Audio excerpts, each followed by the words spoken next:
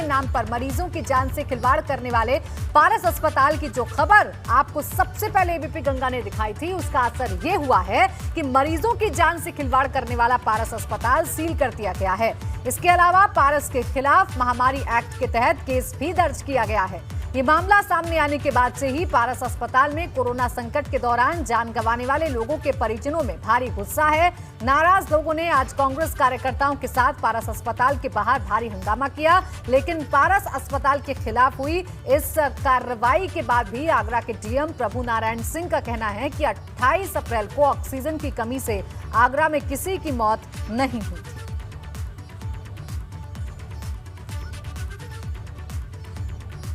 तो सबसे पहले एबीपी गंगा ने ये बड़ा खुलासा किया था और एबीपी गंगा ने वो एक्सक्लूसिव वीडियो अपने दर्शकों के सामने रखा था और सवाल उठाए थे कि कोरोना के संकट काल में आखिर ये कैसी जानलेवा मॉक ड्रिल पारस अस्पताल की तरफ से की गई है। एबीपी गंगा ने ही सबसे पहले सफाई भी पारस अस्पताल के संचालक की अरिंजय जैन की सुनवाई थी और अब इस खबर का असर यह है कि शासन प्रशासन में हड़कंप मचा हुआ है और अब पारस हॉस्पिटल को सील करने के आदेश जारी कर दिए गए हैं। पारस हॉस्पिटल में जितने भी मरीज भर्ती हैं उन्हें अब दूसरे हॉस्पिटल्स में शिफ्ट किया जा रहा है। आगरा के सीएमओ को इसकी जिम्मेदारी दे दी गई है। सवाल इस वीडियो को लेकर खड़े हुए थे कि ऐसे वक्त में जब लोगों को डॉक्टर्स की सबसे ज्यादा जरूरत थी तो ये जानलेवा मॉक ड्रिल क्यों की गई।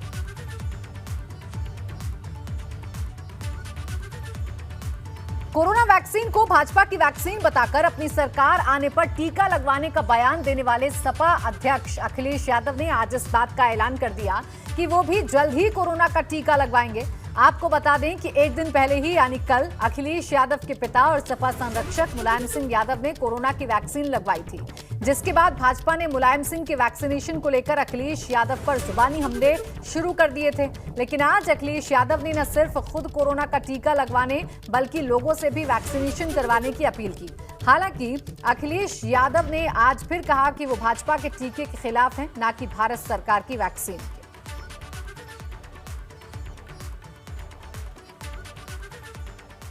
ये सरकार जो काली थाली बजाने से कोरोना हटा रही थी, उसे क्या जरूरत है इतने फ्रीजर, इतनी बड़ी कोल्ड चेन बनाने की। अरे थाली ताली बजा दो, अपने आप कोरोना चला जाएगा। वो भी बीजेपी लगाएगी, उसका भरोसा करूंगा मैं? अरे जाओ भाई। अरे अपनी सरकार आएगी, सबको फ्री वैक्सीन लगेगी। जिस सरकार ने ताली थाली और हेलीकॉप्टर उड़ाए हैं अस्पतालों पे, क्या जरूरत है इतनी बड़ी चेन? सरकार मान ही नहीं कोरोना, फिर क्यों लगा रहे हो आपने इतना ड्राई?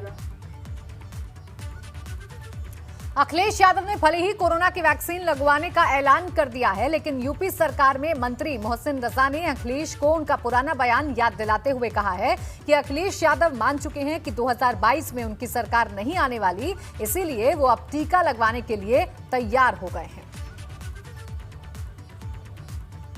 सपा मुखिया अखिलेश यादव जी ने वैक्सीनेशन को लेकर आज जो ट्वीट किया है, ये कल चूंकि नेताजी ने उनको संदेश दे दिया कि आपने जो वक्तव्य दिया था कि हमारी सरकार आएगी तो हम वैक्सीन लगवाएंगे, अब उन्होंने बता दिया कि आपकी सरकार नहीं आने वाली। उन्होंने 2017 में भी आपको बताया था कि आपकी सरकार नहीं आने वाली है। कल भी नेताजी ने आपको संदेश दे दिया है। तो ये उस संदेश से हार मानते हुए आज उन्होंने अपने बयान को पलटा और पलट कर ये कहा कि अब वैक्सीन लगाने की हम बात कर रहे हैं। कोरोना वैक्सीन को लेकर यूपी सरकार के कैबिनेट मंत्री पंचायती राज भूपेंद्र सिंह ने अखिलेश यादव पर निशाना साधा है। उन्होंने कहा कि अखिलेश यादव ने वैक्सीन को लेकर जनता को गुमराह करने का काम किया और ऐसा करके उन्होंने लोगों की जिंदगी के साथ खिलवाड़ किया है।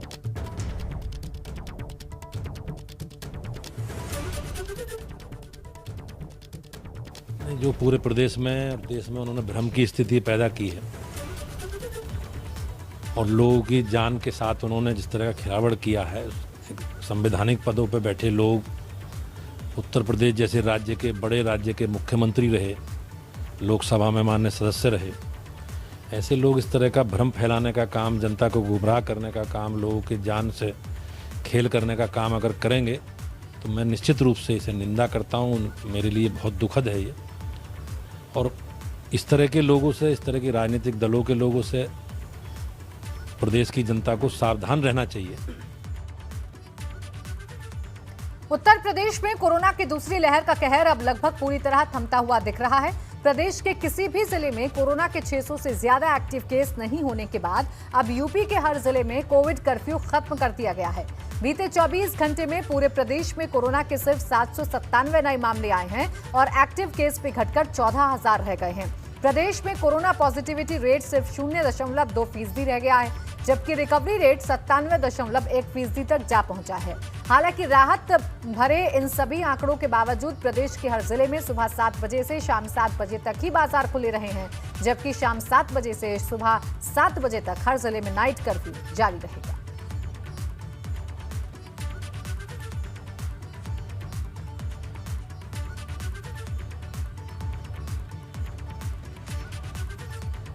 अब देखिए, लॉकडाउन खत्म होने का ऐलान हुआ नहीं कि लापरवाही शुरू हो गई है। दो तस्वीरें हम आपको दिखाते हैं और समझाने की कोशिश करते हैं कि लोग कितने बेपरवाह बने हुए हैं।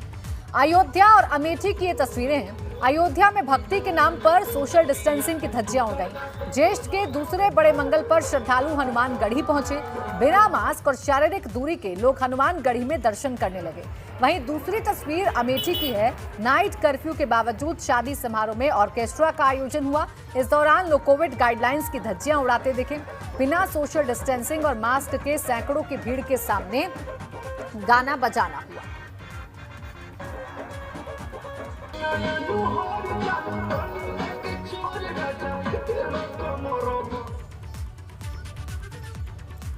कोरोना की दूसरी लहर थमने के बाद कई दिनों से ठप पड़े आम जनजीवन को एक बार फिर से पटरी पर लाने की कवायद तेज हो रही है। इसी कड़ी में कल से राजधानी लखनऊ और नोएडा से ग्रेटर नोएडा को जोड़ने वाली मेट्रो सेवाएं भी शुरू की जाने वाली हैं। कल से लखनऊ और नोएडा ग्रेटर नोएडा में मेट्रो की आवाजाही शुरू करने से पहले सभी तैयारियां पूरी कर ली गई हैं। मेट्रो के संचालन से पहले सभी प्लेटफॉर्म्स और मेट्रो के डिब्बों को सैनिटाइज किया गया।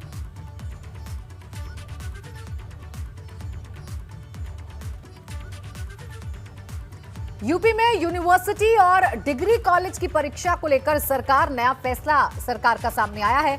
डिप्टी सीएम दिनेश शर्मा ने कहा कि इस बार छात्रों को प्रमोट किया जाएगा, लेकिन कुछ केस में परीक्षाएं होंगी। उन्होंने कहा कि जहां पिछला रिकॉर्ड मिल रहा है वहां प्रमोशन होगा, जिसमें फर्स्ट और सेकेंड ईयर के छात्रों को प्रमोट किया जाएगा, जबकि रिकॉर्ड नहीं मिलने पर परीक्षाएं होंगी। वो भी विश्वविद्यालय अपने स्तर पर फैसला लेंगे। डिप्टी सीएम ने कहा कि परीक्षा होगी तो 1 से 1.5 घंटे तक ही होगी और यूनिवर्सिटी चाहे तो ऑनलाइन परीक्षा करा सकती है। यहां तक कि वाइवा भी ऑनलाइन होगा। यूनिवर्सिटी को कहा है कि वो प्रश्न पत्र छोटा कर सकते हैं या एमसीक्यू भी बना सकते हैं। इससे पहले 3 विश्वविद्यालयों की समिति की रिपोर्ट पर राज्यपाल और सीएम के बीच बैठक भी हुई, जिसके बाद ये फैसला सामने आया है।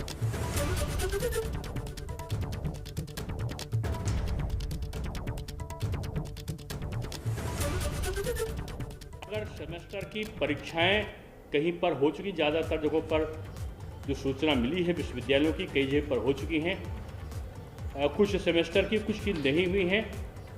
अगर प्रथम की हो गई है तो उसके अंक द्वितीय में सम्मिलित कर लिए जाएंगे और द्वितीय को प्रमोशन दे दिया जाएगा और प्रथम का जो रिजल्ट है वो उसकी ली गई परीक्षा के अंकों के आधार पर निकलेगा। जहां पर परीक्षाएं नहीं हुई थी और पिछले अंक भी प्राप्त नहीं हैं, वहां पर परीक्षा को कराने का निर्णय लिया गया है। ये केवल दिशा निर्देश हैं और दिशा निर्देश के अनुसार विश्वविद्यालयों को अधिकृत किया गया है। यूपी मदरसा बोर्ड की 10वीं और 12वीं की परीक्षा को निरस्त कर दिया गया है। प्रदेश के अल्पसंख्यक कल्याण मंत्री मोहसिन रजा ने इसकी घोषणा की है। आपको बता दें कि हाई स्कूल और इंटरमीडिएट की यूपी बोर्ड परीक्षाओं को भी कोरोना के कहर के कारण पहले ही निरस्त किया जा चुका है।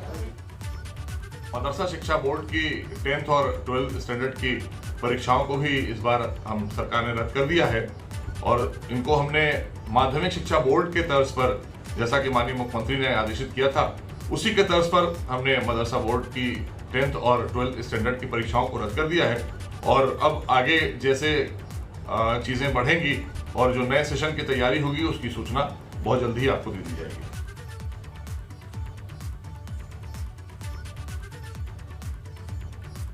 तो आपको बता दें, मदरसा बोर्ड की 10वीं और 12वीं की परीक्षा भी अब निरस्त कर दी गई है। अल्पसंख्यक कल्याण मंत्री ने इस बात की घोषणा की है। कोरोना को देखते हुए तमाम जो बोर्ड हैं वो ऐसे फैसले ले रहे हैं।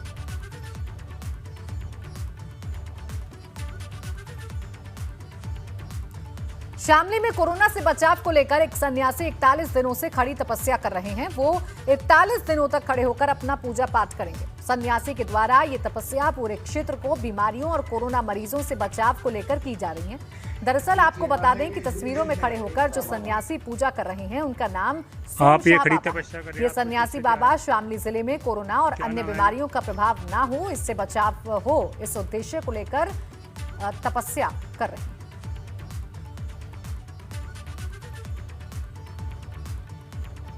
और चंदौली में कोरोना महामारी से परेशान लोग अब पूजा पाठ का सहारा ले रहे हैं। यहाँ पर पहले से ही लोग मास्क लगाने और दूसरे एहतियात तो बरत ही रहे हैं, लेकिन साथ ही अलीनगर इलाके के आलमपुर गांव में अब कोरोना को खत्म करने के लिए विशेष पूजा भी कराई जा रही है। इस खास पूजा के आयोजक राम आशीष यादव का कहना है कि उनके गांव में कोरोना महामारी के केस नहीं है और आगे भी केस ना आए, इसके लिए पूजा की जा रही है।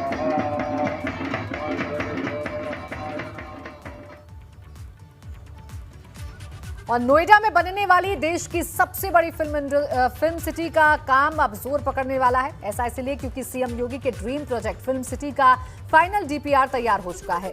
यमुना प्राधिकरण के सीईओ डॉक्टर अरुणवीर सिंह को डीपीआर मिल गया है। अब डीपीआर को हार्ड और सॉफ्ट कॉपी प्रदेश सरकार को भेज दी गई है। फाइनल डीपीआर जिस कंपनी ने तैयार किया है उसका नाम है CBRE। उसने 3 मॉडल में पिंक सिटी तैयार करने का प्रारूप बनाया है, जिससे यमुना प्राधिकरण के सीईओ अरुणवीर सिंह प्रदेश सरकार को भेज दिया है। मॉडल की स्वीकृति प्रदेश सरकार से मिलेगी। उसी मॉडल के आधार पर फिल्म सिटी का निर्माण होगा। तीनों मॉडल PPE मॉडल के रूप में तैयार किए गए हैं।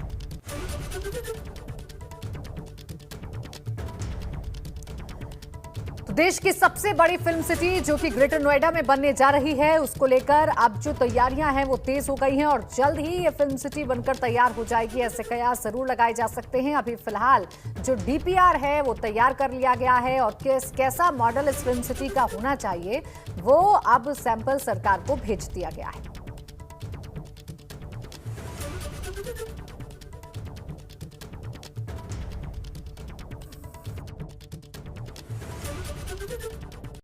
देखिए, पहले जो है वो ड्राफ्ट फिजिबिलिटी रिपोर्ट आई थी और अब डिटेल फिजिबिलिटी रिपोर्ट आ गई है। ड्राफ्ट ख़त्म हो गया है और उसके सारे फाइनल डिटेल्स कर दिए गए हैं। इसको 3 अलग अलग फेजेज़ में ये बनेगा। पहले फेज में जो है वो स्टूडियोज़ बनेंगे और एम्यूज़मेंट पार्क बनेगा। दूसरे फेज में इंस्टीट्यूट्स बनेंगे और मनोरंजन के अन्य साधन बनेंगे। साथ ही साथ ट्रांसपोर्ट का एरिया जो है ग्रे एरिया सेक्टर 21 में, वहाँ पर रनवे, हेलीपैड, रेलवे, इन सब जैसे जो चीज़ें हैं वो क्रिएट की जाएंगी, जिससे कि शूटिंग के लिए कहीं बाहर ना जाना पड़े। हरदोई में सपा नेता सुभाष पाल और उनके भाई सुधीर पाल पर गैंगस्टर एक्ट के तहत कार्रवाई की गई है। दोनों ने 14 लोगों का गैंग बनाकर बड़े पैमाने पर अपराध की संपत्ति अर्जित की है। सुभाष पाल ने अपनी पत्नी और मां के नाम से संपत्ति बचाने की कोशिश की, लेकिन पुलिस प्रशासन ने उनकी करीब 2.5 करोड़ की संपत्ति कुर्क की है, जिसमें गैस एजेंसी और पेट्रोल पंप शामिल है।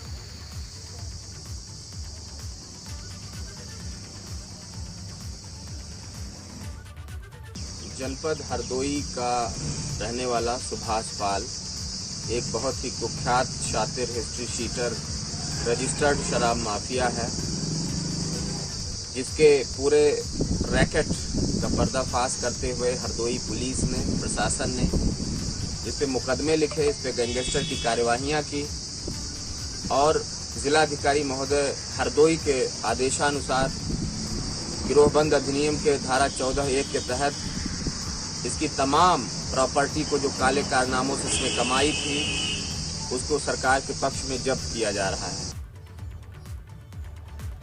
सीतापुर में गैंगस्टर नफीस पर पुलिस प्रशासन ने शिकंजा कसा है। रामकोट थाना इलाके के केशव ग्रीन सिटी में बने उसके एक मकान, 2 प्लॉट समेत दूसरी संपत्तियों को कुर्क किया गया है।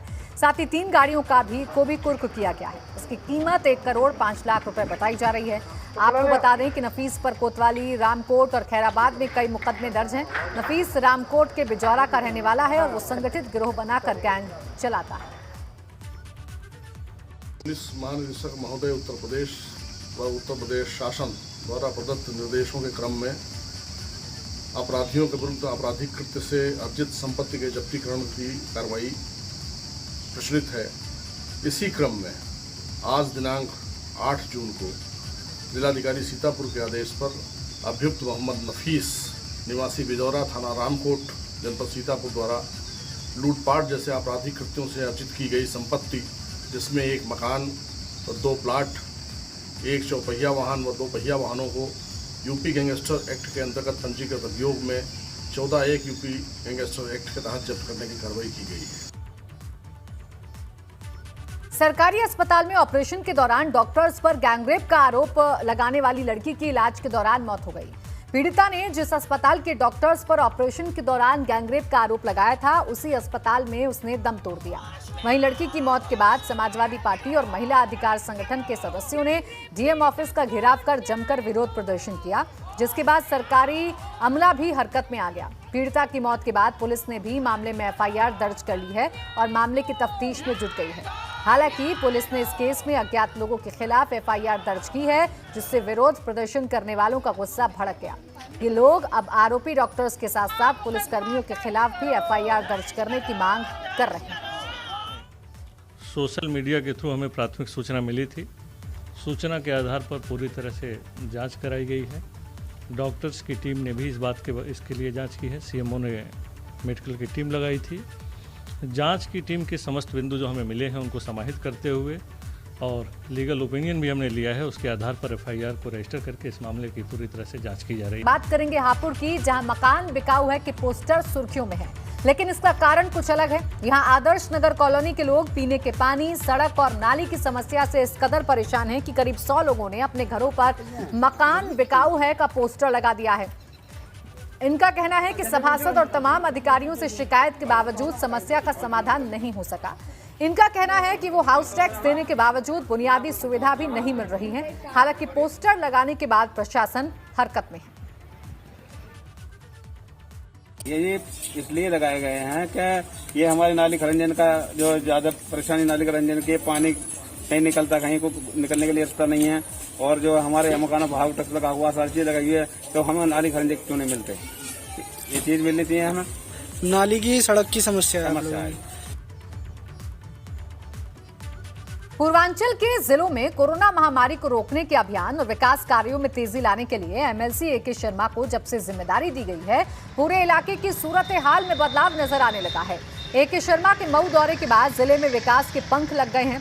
इसी क्रम में जिले की सबसे मुख्य जगह बाल निकेतन रेलवे फाटक के ऊपर ओवरब्रिज बनाने के लिए राजस्व विभाग और नगरपालिका की संयुक्त टीम ने रोड के अगल बगल की जमीन की नापी के साथ जमीन को चिन्हित करना शुरू कर दिया है।